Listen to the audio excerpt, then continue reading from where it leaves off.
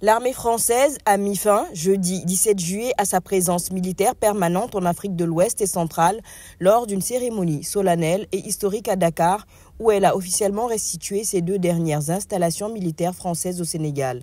Ce retrait français, amorcé ces dernières années, intervient alors que la région du Sahel est confrontée à des attaques djihadistes croissantes et très meurtrières au Mali, dont une récente survenue tout près de la frontière sénégalaise, au Burkina Faso et au Niger.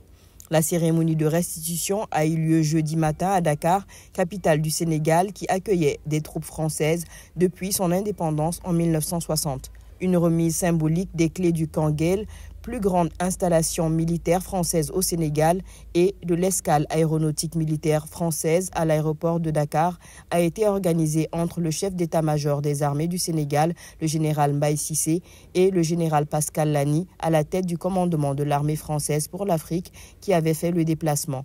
Ce jeudi marque la fin officielle des éléments français au Sénégal, qui comprenait environ 350 militaires français ayant pour mission principale de conduire des activités de partenariat militaire opérationnel avec les forces armées sénégalaises. Le retrait français avait été entamé en mars et plusieurs installations avaient déjà été restituées depuis début mars par l'armée française. Le Sénégal est resté, après son indépendance, l'un des alliés français les plus sûrs de la France, ancienne puissance coloniale dominante en Afrique de l'Ouest.